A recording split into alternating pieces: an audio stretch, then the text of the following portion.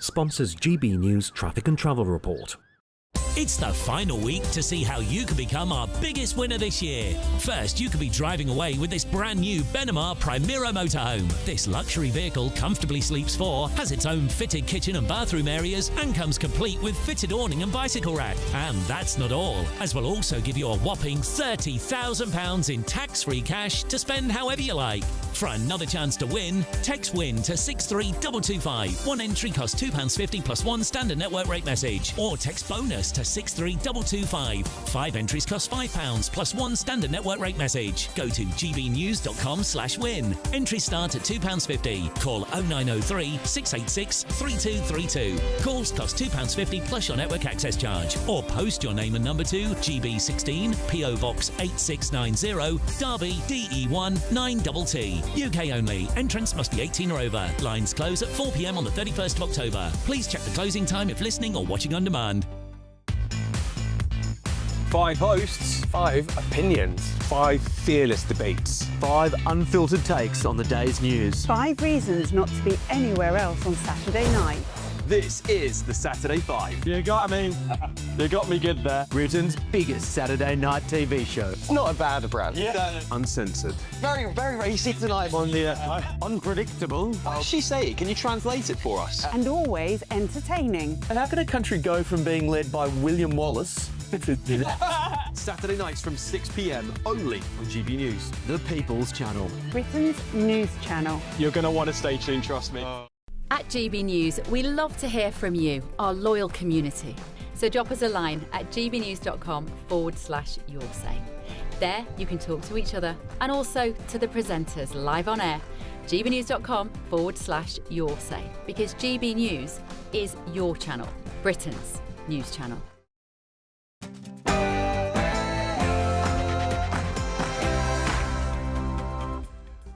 Good evening, it is 6 o'clock. This is Dewbs & Co with me, Nana Akwe. I'm in for Michelle. Now, coming up on the show this evening, Justice Secretary David Lammy, Calamity Lammy, has announced an independent inquiry into the accidental release of convicted sex offender Haidush Kabati from prison.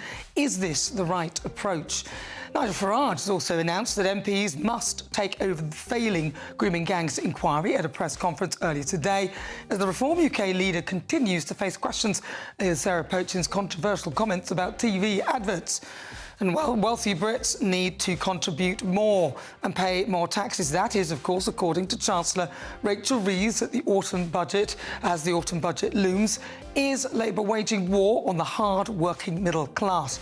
And the Home Office has wasted billions of pounds of taxpayers' money on migrant hotels, as 9 in 10 councils are set to house asylum seekers by the end of the year.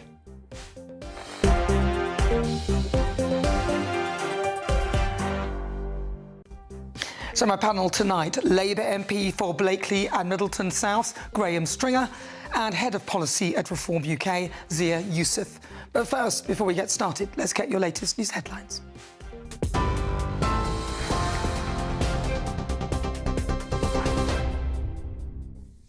Nana, thank you, and good evening to you. Tonight at 6, David Lammy has said he is livid after a convicted sex offender was mistakenly released from HMP Chelmsford.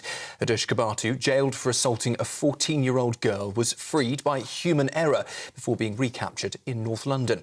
The Justice Secretary told MPs it was a mistake that should have never happened and promised Kabati will be deported back to Ethiopia as quickly as possible. Well, he has ordered tougher release checks and an independent inquiry, but also hit back at the Tories, who he blames for 14 years of failure for the crisis in Britain's prisons. It was the choices that his party made through 14 years of chaos. They said that they were the government of security and safety. They oversaw rising violent crime and crumbling courts and crumbling prisons. Violence went up in our prisons. Self-harm went up in our prisons. Drug abuse went up in our prisons. And prison officer numbers were cut under his watch. And he comes here and has the brass neck to give the impression that this started just 14 months ago. Nigel Farage says the government's grooming gangs inquiry is dead in the water, calling it too slow, too broad and lacking real accountability. The Reform leader says Parliament should now step up and lead its own investigation, using what he called its extraordinary powers to uncover the truth.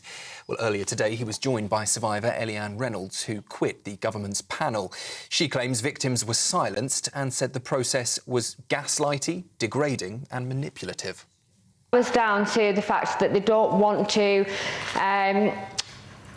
vocalise the ethnicity of these men. We almost felt uncomfortable vocalising the ethnicity of these men, and like we shouldn't.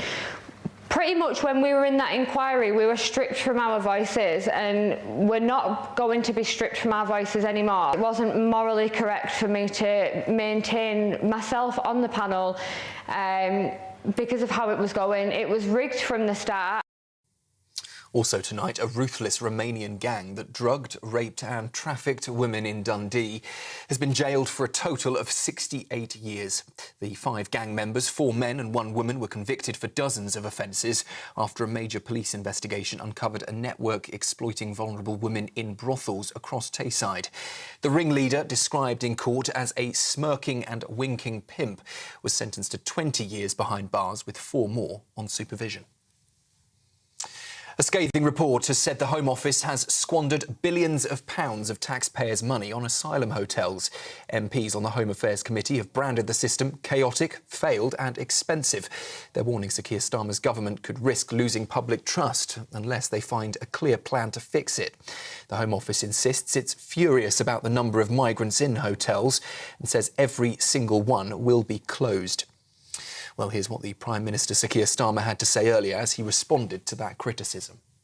We had years under the previous government where they didn't process claims. So tens of thousands of people didn't have their claims processed. They were then housed in hotels. That was the policy of the last government. There were 400 at the height of it. It's now about 200. I'm determined that we will close those hotels. We're processing the claims much more quickly, and where people have got no right to be in our country, we're removing them at a higher rate than the best part of a decade. So we're taking the action, but I can't tell you how frustrated and angry I am that we've been left with a mess as big as this by the last government. And 2 Just Stop Oil activists have dodged prison sentences despite being found guilty of criminal damage. Jennifer Kowalski and Cole MacDonald broke into Stansted Airport in June last year using an angle grinder. The pair filmed themselves while spray painting 2 jets. It's believed they were targeting Taylor Swift's plane, but instead sprayed aircraft belonging to an insurance firm and investment group. Kowalski was initially sentenced to 5 months in prison, MacDonald to 6 weeks, though both have now been suspended for a number of months. That's the news on GB News. I'll be back with you in around an hour's time. Now, though, it's over to Nana.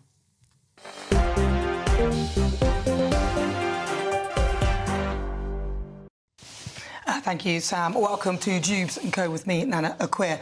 Now, joining me until 7, my panel, Labour MP for Blakely and Middleton South, Graham Stringer, and also Head of Policy at Reform UK, Zia Youssef. And as ever, you can get in touch via the usual ways, gbnews.com/your say, and I will read some of those out throughout the programme. But now, of course, the Justice Secretary, David Lammy, although he was named Calamity Lammy, has announced this afternoon that there will be an independent inquiry into the accidental release of Haider Kabatu. I'm today announcing that there will be an independent investigation by Dame Lynn Owers. I spoke to her yesterday, former Deputy Commissioner for the Metropolitan Police and Director General of the National Crime Agency, and she will fully establish the facts of Kabatu's release and whether staff had sufficient experience, training and technology, and she will also talk to the victims in this case to understand the effect this incident had on them.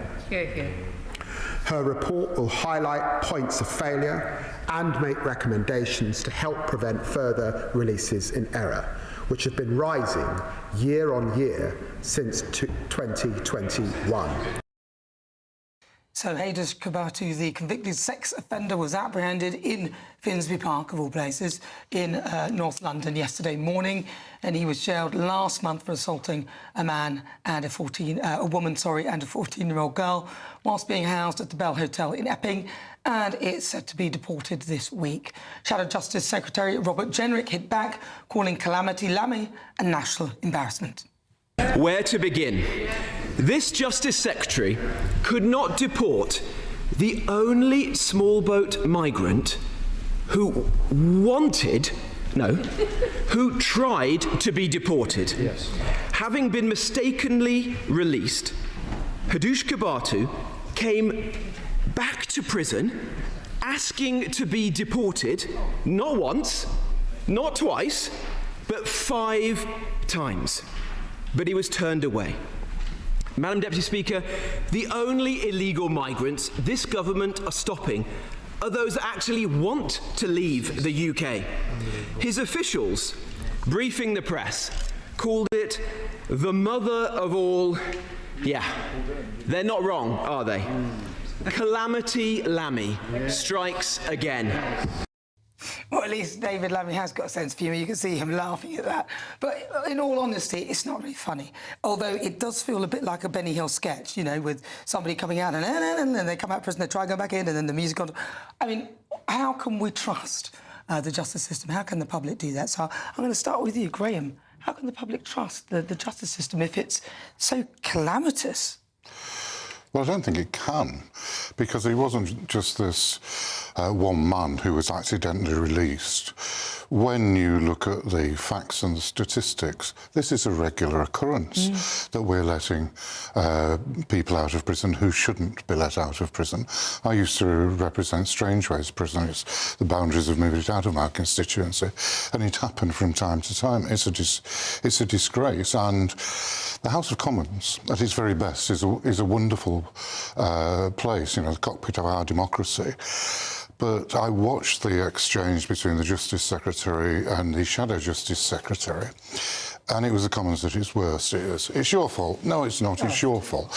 And there is actually a problem to be solved. So to answer your question, so that the public can have and should have confidence in the justice system. So there's very little about what we're going to do about this, what resources are going to be applied, how we're going to stop this happening in the future. There's just a historic inquiry into why this particular release had happened when the man tried to get back into prison 3 times. I mean, you would say you couldn't make it up. No. But sadly, it happens too often. But you say that, but the problem I'm finding is that, as you said, there's always the blame game, but then eventually David Lammy blamed the previous administration, which at some point the Labour government have got to acknowledge that, you know, they're in charge. Yeah, I think the previous administration, the Conservative administration, let things go. They didn't build prisons when local authorities were offering sites for new prisons, so they failed there. But we're in charge now as the Labour Party, and we have to take responsibility. That's what I meant by it's school-ground politics. It's your fault. No, it's not. It's yours. I wish they'd stop doing that. Yeah.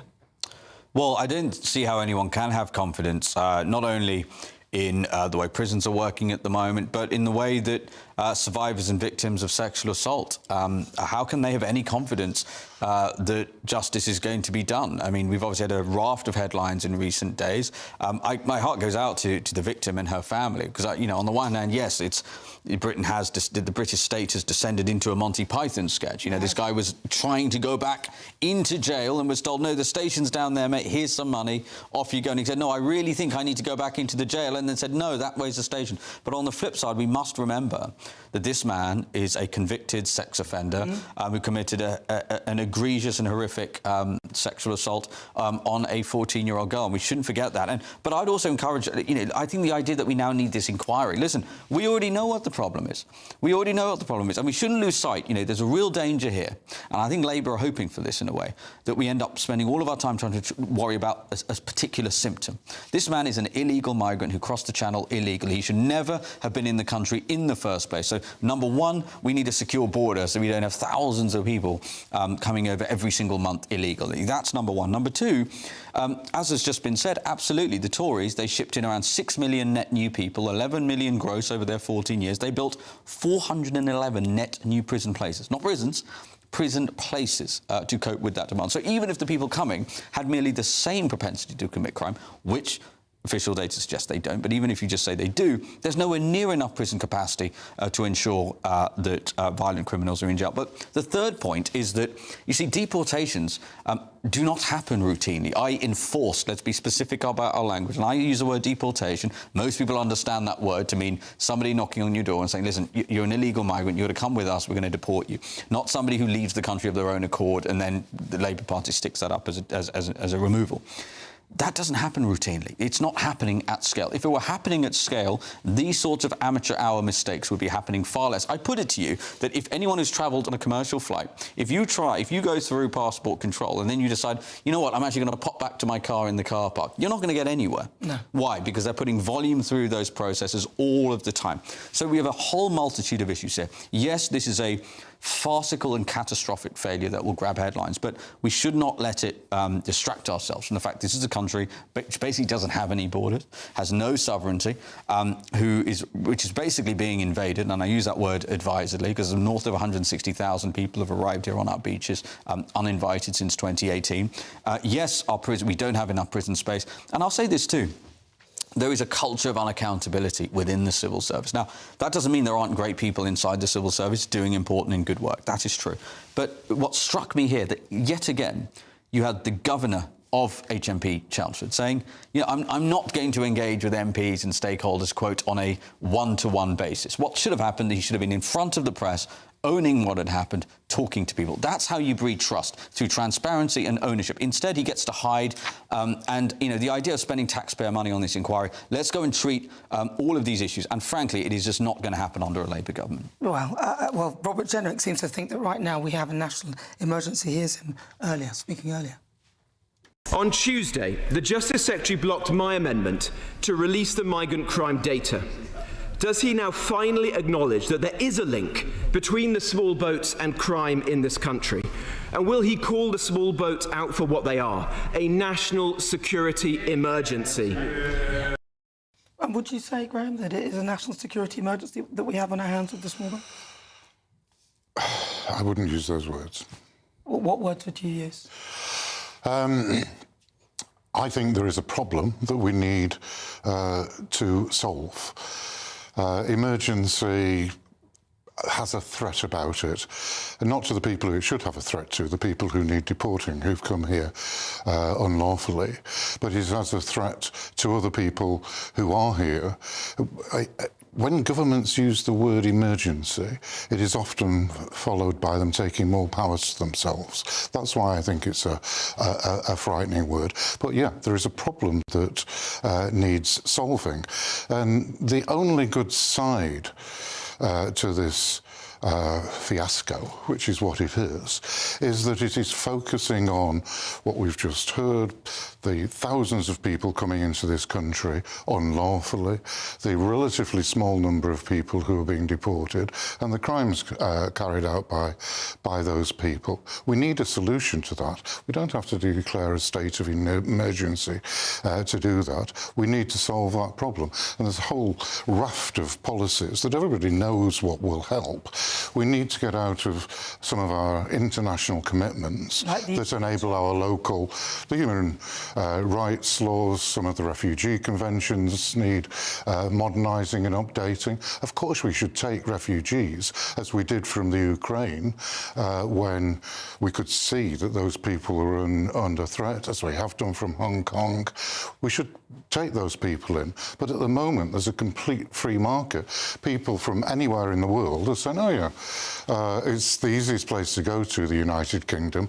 We'll go there, they'll put us up in a hotel, and eventually we'll either be allowed to stay or we'll work in the black market. But can I just pick up on a couple of things there, respectfully? So I think you've contradicted your own point there. So number one, you know, the idea that it wouldn't be called an emergency because an emergency implies some kind of threat. There is a threat. You know, not only do you have in some cases like this man here, I meant a threat to the population. When governments but use there is a threat the to the word population. emergency, they nearly always take powers and the ordinary people suffer. There is a problem, it needs solving. Well, so we're in agreement it's a problem that needs solving, but you just said that when a government declares a state of emergency, there's a tendency to sort of, quote, take more power for themselves. And I understand that point. But you also made the point that the only way we're going to solve this problem is, in part, one of the major parts of the solution is to derogate from international treaties and obligations, which is precisely the kind of powers, in our plan, Operation Restoring Justice, what we're saying is, if Nigel wins the next election, yes, we will pass legislation, not just leave the ECHR, but also derogate from the 1951 Refugee Convention and a host of other international treaties that would either be used by the industrial complex of lawyers that work to keep criminals and stop people stop governments deporting criminals. And so what's got to happen is emergency legislation like that. And it's not just people coming here like this man and committing sex offences against young girls in this country. There was a foiled terrorist attack, which our security services, to their immense credit, managed to prevent from happening. Very well sourced article suggested British military intelligence believe it was 4 Iranian men who came here via small boat. We know nothing about these people. The vast majority of them are men, most of those military-aged men, and they are coming from Afghanistan, they're coming from Syria, they're coming from Iraq, coming from Iran, countries not exactly predisposed to have this country's interests at heart. This is absolutely a national security emergency. All right, well, listen, stay with us, because coming up, grooming gang survivors says that the inquiry was a mess from the start as Nigel Farage announces that MPs must take over failing inquiries.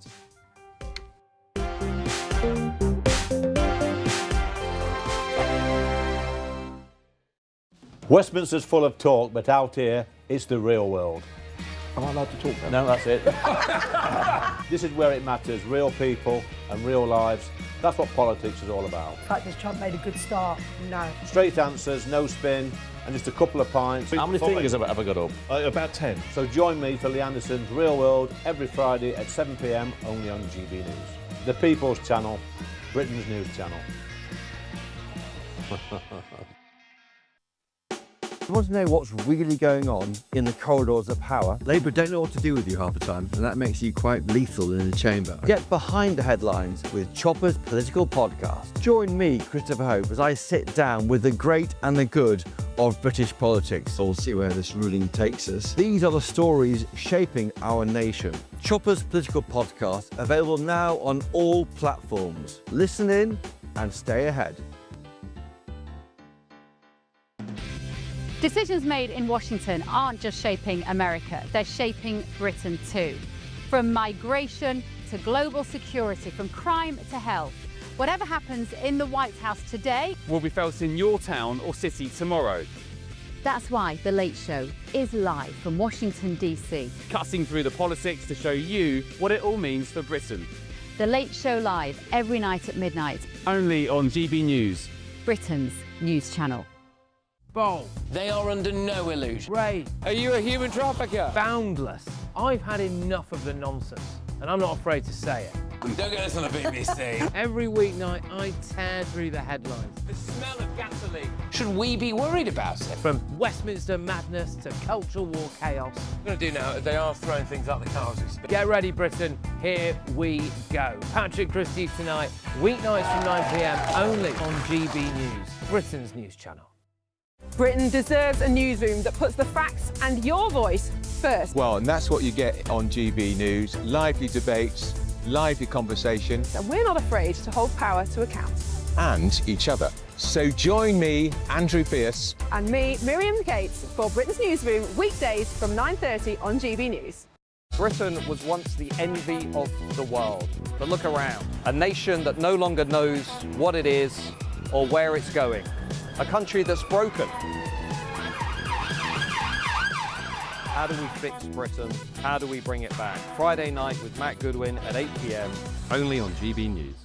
No matter the state it's in, this is our nation. Join me, Jacob Rees-Mogg, for a genuine, honest discussion on where we have been, where we are going, and where we are with the people who set the direction. Tune in to State of the Nation every Monday to Thursday, 8 to 9 o'clock. Only on GB News.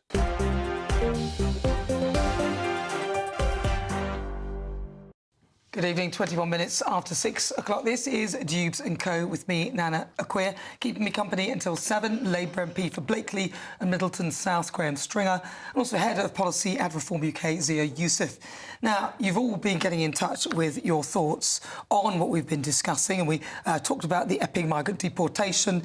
Mark says, how is it that Labour can announce an independent inquiry to the mistaken release of an illegal migrant, but they can't launch an independent inquiry to look into grooming gangs? Very, very good question. I mean, it didn't take a second to think about that one, but yet immediately they're onto that.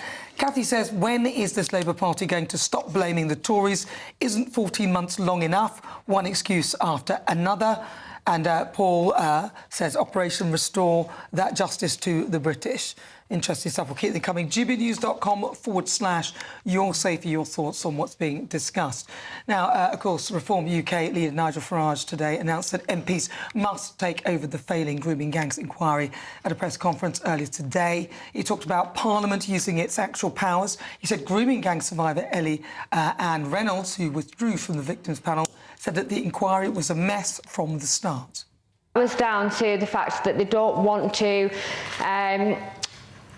vocalise the ethnicity of these men. We almost felt uncomfortable vocalising the ethnicity of these men, and like we shouldn't. Pretty much when we were in that inquiry, we were stripped from our voices, and we're not going to be stripped from our voices anymore. It wasn't morally correct for me to maintain myself on the panel because of how it was going. It was rigged from the start. She spoke very passionately indeed. And all the while, the Metropolitan Police have reopened 9,000 potential rape gang cases in London. In the meantime, Nigel Farage continued to face questions over Sarah Pochin, the MP for Runcorn and Helsby, who has sparked backlash after saying it drove her mad to see advertisements full of black people, full of Asian people, but the least people there were white, a comment that she has apologised for. So does the grooming gang inquiry need a new approach? Zia Youssef. I think it does, and I think Nigel's right that this, sadly, this statutory inquiry that Labour were dragged kicking and screaming into is dead in the water. I mean, 5 survivors have resigned from the inquiry already. All 5 have called for Jess Phillips's resignation. And look, as soon as something like that happens, I'm afraid the inquiry has lost an enormous amount of credibility. Look, those are the ones who have publicly resigned, which would suggest, no doubt, there's going to be more who have concerns, perhaps privately. What Nigel is saying is that actually something that people appeared in the political class seem to have forgotten, which is the UK Parliament, you know, the cradle of democracy, the cockpit of democracy, has extraordinary power. What needs to be true now is we cannot allow Labour to just kick the can down the road, which I think was why they reluctantly agreed, because they could kick the can down the road until the next general election, until after the next general. We can't allow that to happen. The survivors and the victims of the rape gangs have suffered more than enough. As Ellie, I mean, she was absolutely incredible today. I encourage anyone watching this, I know there are some short clips there, please go and watch the press conference. She spoke, I was taken aback by how beautifully and eloquently and passionately she spoke, and so bravely. And she was saying, listen, one of the reasons she resigned is because they've had enough. People like her have had enough as victims of being told by social workers to stop attention seeking, being told by the police to go home, you know, and stop attention seeking. What we're saying is, let's use the powers of Parliament. Parliament has the power to subpoena, it has the power to compel witnesses to attend in front of a panel, and it has the power to compel them to tell the truth under penalty of perjury. And yes, we do need cameras there so that there is full transparency, which also then gets us away from the place of one person's word against another, which is clearly in some ways what we see right now. And yes, that does mean we have to have politicians involved, but it will mean we get to the truth, which is the crucial thing here, Nana. We will get to the truth much, much faster. Nigel said that this is an opportunity to re-establish Parliament as a centre for debate. What do you think? Is he right to perhaps ask Parliament to do what it can do? I can see us struggling for a solution to what has been a mess in terms of the way the inquiry was set up. I don't think it's the right solution. I've served probably on more select committees than anybody else in the Commons at the moment, more time. And they're political. At the end of the day, there is a political debate. Sometimes they break into political parties. The best ones don't. But you're still dealing with politicians where there is been a political debate already.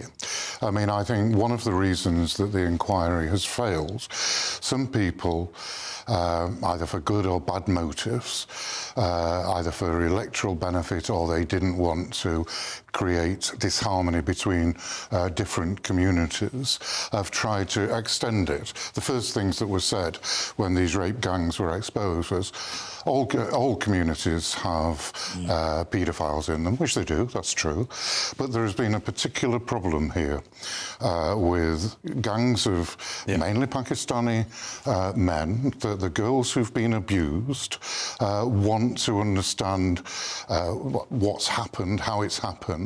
They want to show where the police, social workers, local authorities, the government have failed. So we're at that stage. I think that we need to establish an inquiry, if we do establish an inquiry, on that, because the Pakistani community would benefit from that, because most members of the Pakistani community aren't paedophiles and don't rape people, but they're being besmirched by that, and we could get to the truth on that. But I also think there should be a task force set up of the police centrally to go and arrest some of these men and carry on with the justice system, not just have what would inevitably be an intellectual exercise. And if I can just finish with one, it's not an anecdote, it's a true story, but it illustrates to me what was going on. Chief Constable of Greater Manchester, Peter Fahey, some years ago, he introduced a policy that if a victim says a crime is racist, it's racist. Girls in Rochdale said, this is racism, this is brown men, Pakistanis mainly, raping and abusers. We want this treated as a racial incident. And he didn't. And I've written articles about it. I've said to his face, he was useless. And I imagine that is just one example. And you will find that across the country. So the police taking more direct action and probably a very specific inquiry. Well, I think Ellie Reynolds spoke very, very eloquently when she pointed out that there's so much attention to what Sarah Pochen said, but yet when there's a grooming gang, the grooming gangs inquiry, it was so difficult for that to actually happen. And even in the questioning afterwards, so when it was open to question, the first person from the BBC asked about Sarah Pochen rather than really focusing on... Well, I thought she made a brilliant... Didn't she? Point at that point. I watched the conference and I think she was absolutely excellent and to the point. This has gone on for decades and it needs, those guilty people need arresting, taking through the court system, and we also need at the same time to understand what has been happening. The other thing is, was it not a bit disingenuous of Jess Phillips to say that 5 of the grooming gang survivors wanted her to be in charge and 5 didn't, where it turns out that 5 of them were not actually specifically for the grooming gang inquiry? I mean, I don't know whether it was her that said it, but that seemed a bit disingenuous to me. It did, and I would also draw people's attention to Jess Phillips' awful performance a few days ago in the House of Commons. This sort of outburst, which really, I think the reason why I took issue with it, and I think a lot of people take issue with it, is because she almost presented herself as the victim in all of this. She presented herself as a victim in all of this, instead of course, paying some sort of serious respect to people, even if she disagreed with some of their things that they were saying. I think it showed enormous disrespect to the victims, and I completely understand, frankly, why. And if you listen to what was said today at the press conference, I think people would understand why so many people, and including survivors of this sexual assault, are calling for Jess Phillips to go. Well, of course, there was a lot of focus on Sarah Pochen after the comments that she made. So we're going to play you the clip and have a listen and see what you make of it. It drives me mad when I see adverts full of black people, full of Asian people, full of, you know, people that basically are anything What's wrong other with that, than Sarah? white. And they did press Nigel Farage for a response as to whether he thought it was racist. Zia, what do you make of that clip? Well, look, I come from this with the perspective of knowing Sarah very well. I consider her a good friend. I was instrumental in getting her selected as a candidate, worked really hard with her to get her elected in Runcorn and Helsby a few months ago, and I'm very glad that I did, because I think she's a lovely person and she's a great MP for Runcorn. But look, she's apologised for poor phrasing. Those are her words. And also, what I would make sure people understand is it came in the context of a talk radio phone-in where a caller, a gentleman called Stuart, was quite exercised, and I think quite understandably, about how in television advertising these days, some groups are really meaningfully overrepresented, some are really underrepresented. And he was making the point that this is not just adverts now. He was making the point that life is starting to imitate art. And it is true that, for example, if you were to slice and dice the country into demographics and gender and race, something I don't like doing, there is no demographic that is more left behind, for example, than white working class boys. And usually the policy responses to this only compound their problems. So you've got internship programs for the civil service where white people are ineligible to apply. Likewise, our security and intelligence services, likewise many police forces around the country, likewise the Bank of England recently. In fact, the RAF, His Majesty's Royal Air Force, had an internal inquiry in 2021 that concluded that their recruitment processes were routinely discriminating based on race. Now, and gender. Reform's view is nobody should be discriminated based on their race nor gender. All hiring should be merit-based and colourblind. So I think Sarah chose poor words on this occasion, and she's apologised for that. I know what's in her heart, and I think intention does matter. But she's apologised for that, and I think that was the right thing to do. Graham, your thoughts? I think that basically people should be recruited on their ability. There should also be, with any system of recruitment to jobs, there should be an ability to challenge it if you think you've been racially discriminated against. That's the real key to this, not people, usually again with good intentions, who think, well, Asian people, African people, black people have been discriminated against in the past. Therefore, we will do our good deed for the day and we will appoint a black person, even if they're not fully capable of doing the job. The road to hell is paved with good intentions. We need to get out of that. I initiated a fair recruitment system some 30 years ago when I was leader of Manchester City Council, and it was tough, and there'd been enormous discrimination previously. We got it out of the system because we gave people the right to challenge, but we resisted completely tokenism and putting people in. It's bad for them, it's bad for the service, it's just a bad thing. It's counterproductive, actually, because I've lost count of the number of times people say to me, oh, you're only there because you're black, you're the DEI hire.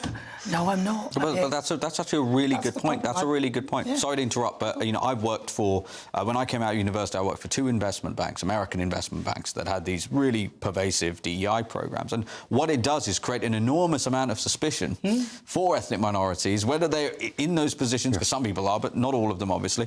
And what it does is actually, in my view, actually denigrate the achievement and create suspicion and really poisons the culture. And I want to make this point too about the Royal Air Force situation, because some people would have forgotten this, but the actual head of recruitment for the Royal Air Force, to her eternal credit, resigned in protest, saying, I will not discharge what you are asking me to do because it is discriminatory based on race and gender, and I'm not going to do it.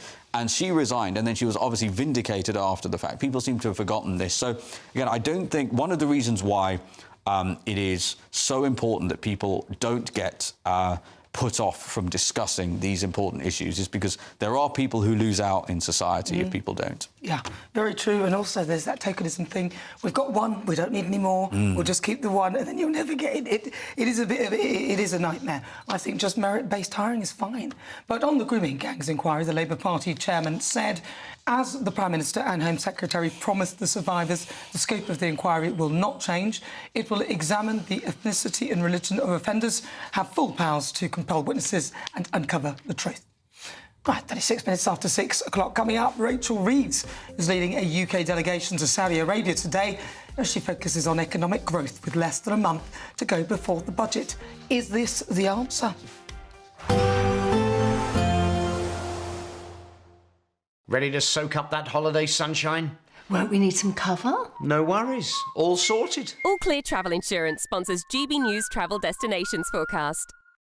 Hello, here's your latest holiday sun forecast brought to you by the Met Office. Western parts of the Med are set to see some thundery showers over the next few days, but mostly fine further east. So on Tuesday, the Canaries look fine, but across Madeira and certainly parts of Portugal, some heavy outbreaks of rain developing at times. The central part of the Med not looking too bad, isolated showers, some fairly warm sunshine. Some warm sunshine in the east too, but also some thundery showers. And over the next few days, we hold on to thundery showers in the west, mostly fine though the further east you go. All Clear Travel Insurance sponsors GB News Travel Destinations Forecast. Hello again and welcome to the latest update from the Met Office for GB News. A mixed bag of weather for the next 24 hours, damp for many overnight, rain clearing to showers then, interspersed by sunny spells but with a gusty wind. We're seeing very Atlantic-driven weather at the moment with low after low after low moving in, and the next low is already upon us. That's sending a band of rain as well as some mountain snow for Scotland across the UK overnight. It's soon replaced by showers with some breaks in the cloud, particularly through central parts, but with a gusty wind it's not going to be a particularly cold night. Temperatures generally dipping to the mid to high single figures or low double figures, a little bit chillier for northern Scotland. And here, some of the showers first thing again will be falling as snow over the mountains, but at lower levels it's just heavy showers, even some more prolonged spells of rain through central parts of Scotland. Some sunshine in the far north, also the far south of Scotland. Northern Ireland seeing a mix of sunny spells and showers, likewise for much of northwest England, southwest England and Wales. For the Midlands, East Anglia and for parts of the southeast, it's mostly dry first thing with some decent sunny spells. But for all of the UK, we've got this gusty westerly breeze. That's going to be particularly strong over the Pennines and just to the east of the Pennines through the morning especially. And that's going to continue to bring showers in from the west. Some prolonged rain pushing into Cornwall, parts of Devon by the afternoon, and those heavy showers across western Scotland just coming in thick and fast. Away from that, we do have some sunshine, but on Wednesday the more prolonged rain in the southwest spreads more widely to much of the southern two-thirds of the UK, particularly Wales, the southwest of England and later on the Midlands. To the north, northern England, Scotland, Northern Ireland, another day of bright spells but also some heavy showers and some mountain snow for Scotland. Staying mixed Thursday and Friday with the chance of some stronger winds at times.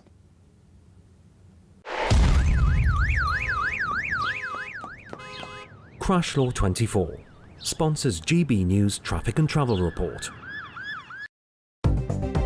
Good evening, this is the latest AI travel news from gbnews.com. The M90 Queen's Ferry crossing northbound is partially blocked due to an incident. Motorists should approach cautiously and expect longer travel times. In Surrey, congestion affects the M25 anti-clockwise entry slip at junction 12 with 10-minute delays. In Staffordshire, traffic is congested between the A5121 Burton-upon-Trent North and the A5132. And on the trains, Avanti West Coast faces delays between Milton Keynes Central and Northampton, with more delays at Glasgow Central. Cross-country services also face delays between Derby and Nottingham. For more travel news, go to gbnews.com. Crash Law 24 sponsors GB News Traffic and Travel Report.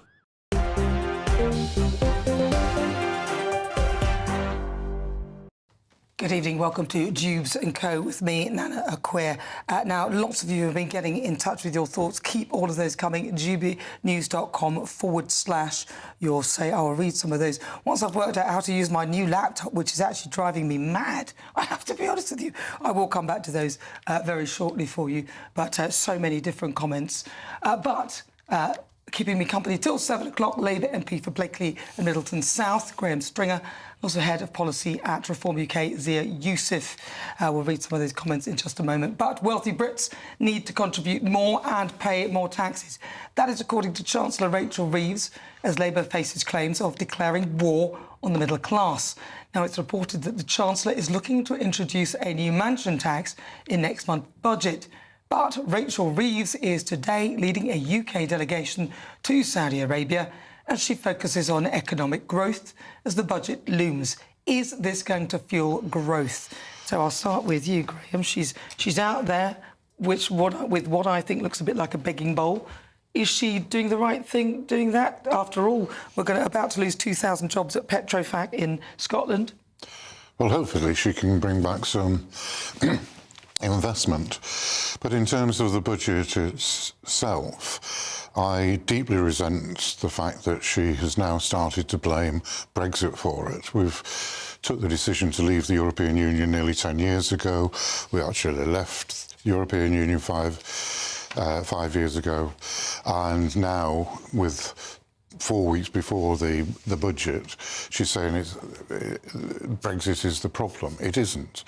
It's partly the budget she failed to get through. It's her first budget. A Chancellor who doesn't get a budget through is in severe difficulties, so we're playing catch-up on that. She presented something that was never going to get through the Commons, not because Labour MPs don't realise there is a problem, because the detail of it didn't make sense to most people. So she failed on that, and now she's blaming Brexit. There are some very obvious solutions. One we've been talking about in terms of the money spent on illegal immigrants. If we're serious about stopping that, then there should be lines in the budget over the next 3, 4, 5 years which reduce those figures, so we save a great deal of money. We have the highest fuel costs for industry in the developed world. Domestic payers are paying the 4th highest rates. We need to reduce those figures. That would benefit people because those figures are high, because we're putting money into alternative sources of energy and not using the cheapest sources of energy. We've got loads of quangos that this country did very well without before. We could get rid of them. We didn't used to need an Office of Budget Responsibility. George Osborne put it there as a tank trap for an incoming Labour government. It's worked on his behalf. We manage democracy in this country without a quango. So look, one can go on and on and on. You are Labour, aren't you, Graham? Well, I am Labour, and the reason is that we have the highest level of taxes now. The cost of fuel is a regressionary tax on the poorest people in this country, which is what the Labour Party should be doing, cutting the cost for those people. So hold on, you just said I am Labour because ... but at the end it didn't make sense. You just doubled down on the original position. I feel I could almost go home with that answer. You've just condemned the mad net zero policies. We have the most expensive fuel in the world. And by the way, how insane is this? This is peak Labour, by the way. Peak Labour, peak Rachel Reeves, a country that is unilaterally economically disarming because of mad net zero policies, because we want to show the world how great we are in terms of carbon emissions, going to Saudi Arabia with a big begging bowl to go and try and secure investment. I mean, I just tweeted out, wait until she hears about their net zero policies. They don't mind the odd hydrocarbon to our friends in Saudi Arabia. And by the way, as far as I'm concerned, more power to them. But that is peak Labour. It proves the abject and hideous hypocrisy. And you're absolutely right. The awful thing about these net zero subsidies is that it is a regressive tax on the poorest people in society, and it is a direct wealth transfer from the poorest people in society to amongst the wealthiest. And frankly, the UK is less than 1% of global carbon emissions, and that's what I think ultimately people like Rachel Reeves know this, which is why she's willing to be so shameless that she's gone off to Saudi Arabia with a begging bowl to try and fill a big fiscal hole, which is in no small part a function of the mad net zero policies. But the fact is the Labour Party is a democratic party. It's not a democratic centralist party which tells us what to do. And I've been in the Labour Party for more than half a century. Now, quite often, I've disagreed with the leadership, I disagreed with the leadership on leaving the European Union. We eventually won that campaign, and there's been a number of issues. I don't leave the Labour Party because I don't happen to agree with some of its current policies, which are very different, incidentally, than they were 5 or 6 years ago. The Labour Party went into the 2017 election in favour of fracking.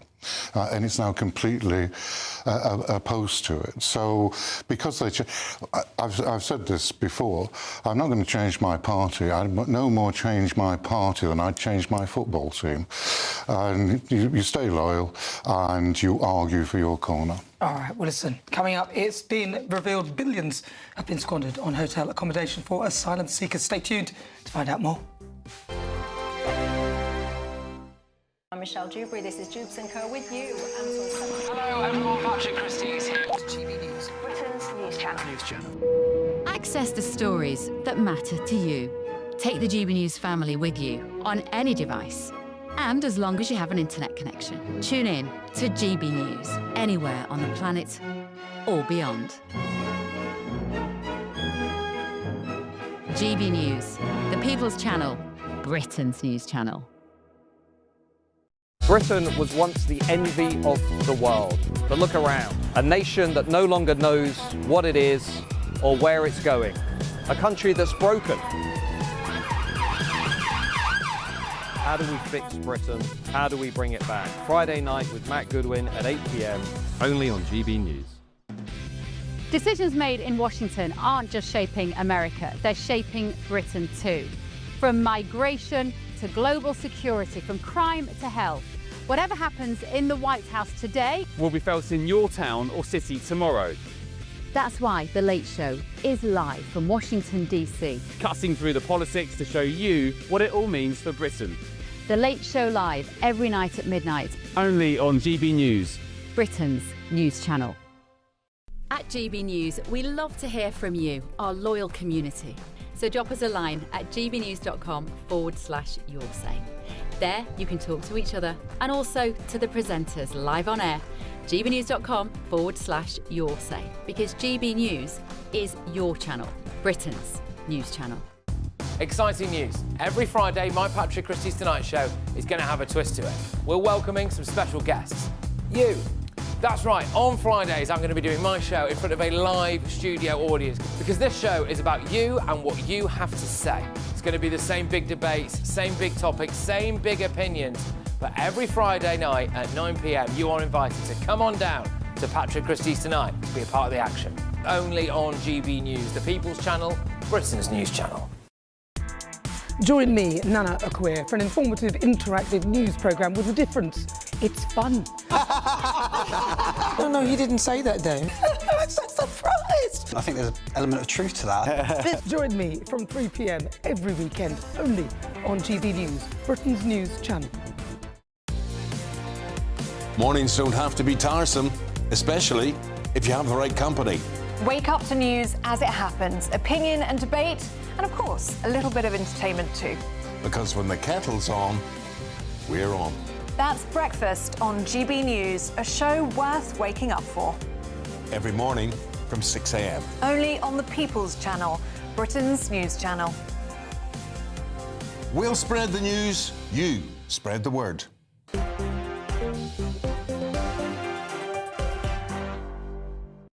Hi, good evening. I'm still with Labour MP Graham Stringer and Reform UK's Zia Youssef. Loads more to talk about, but you have been in touch. Lucy says it's ironic that Reeves is now taking advantage of Brexit freedoms to trade with Saudi Arabia and other places, yet she blames Brexit for the current state of the economy. Charlotte on Sarah Pochin said Sarah Pochin was just saying what everyone is thinking. She should never have apologised. Guy said, can someone explain to me what Sarah Pochin said that was wrong? Surely it was just a factual observation, something that we can all see every day of the week. And then Mark on the Epping migrant deportation. How is it Labour can announce an independent inquiry to then mistaken release of an illegal migrant, but they can't launch an independent inquiry to look into grooming gangs? Very good question. Right, but billions of pounds of taxpayers' money has been squandered on asylum hotels. Prime Minister Sir Keir Starmer says that Labour have been left with a mess from the last government. We had years under the previous government where they didn't process claims. So tens of thousands of people didn't have their claims processed. They were then housed in hotels. That was the policy of the last government. There were 400 at the height of it. It's now about 200. I'm determined that we will close those hotels. We're processing the claims much more quickly, and where people have got no right to be in our country, we're removing them at a higher rate than the best part of a decade. So we're taking the action, but I can't tell you how frustrated and angry I am that we've been left with a mess as big as this by the last government. Yes, whilst I'm on another one of my jaunts with the Typhoon jet behind me in Turkey. Zia Youssef. Well, there's a few things to say about this appalling situation with migrant hotels. Number one, when Keir Starmer says, look, I get it, we want to close our hotels, and yes, the number of migrants in hotels is coming down. That is true. The question is, to where are they being sent? Yes. Are they being deported back to the countries from which they came, or are they simply being transferred to HMOs, still at the taxpayers' expense? HMOs meaning houses of multiple occupancy, literally inside estates, where families are looking at their next-door neighbours going, who on earth is this? And that is what is happening now. Then he talks about needing to get through the, quote, backlog. Well, what's happening, and we hear a lot of anecdotes about this, Home Office workers have got targets and bonuses for clearing the backlog. What needs to happen is, if you came to this country illegally, you must not be allowed to stay in the country. We need to deport people back to the country from which they came. And yes, that means hundreds and hundreds of thousands of people, Nana, need to be detained and not allowed to wander around, not put up at taxpayers' expense, but still able to walk around and hang around at schools. They need to be deported back to the countries from which they came. That is not on the agenda with this Labour government, not least because they're not even willing to leave the ECHR, let alone to do everything else that's necessary. So it's really important that we don't lose sight of the fact that you need mass deportations in order to solve this problem. Graham Stringer. In some senses, you're not going to ask me to leave the Labour Party again. In some senses, it's worse than that, because private companies are, when people are removed from hotels, private companies with private landlords and companies are evicting some residents, and they're charging more to the Home Office than they were charging the previous tenants. It's disrupting communities, and people are very angry about it. So the hotels themselves, you went through that, and I don't disagree with what you said. But what is appalling, there was an excellent article in the FT recently, those hotels are unsafe for children. It's not just that asylum seekers shouldn't be there, children shouldn't be there at all, because it's not safe for them. Well, none of them should be there, to be honest with you. They come here illegally. In fact, they should be sent right back, and if they are going to be here, they should be detained and not able to roam the streets freely. I think that makes perfect sense, and I think we'd all be a lot more comfortable with that. Once they've passed their asylum claim, then that's fine. They can potentially stay in this country. Thank you very much to my panel, Graham Stringer, thank you so much. And also thank you to you, Zia Youssef. And as ever, thank you to you, Adain, for your company. I am back tomorrow for Good Afternoon Britain. But up next, there's more here on GB News. Martin Daubney.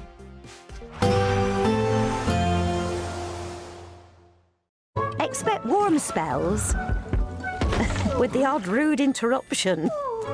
Boxed Boilers sponsors the weather on GB News. Hello again and welcome to the latest update from the Met Office for GB News.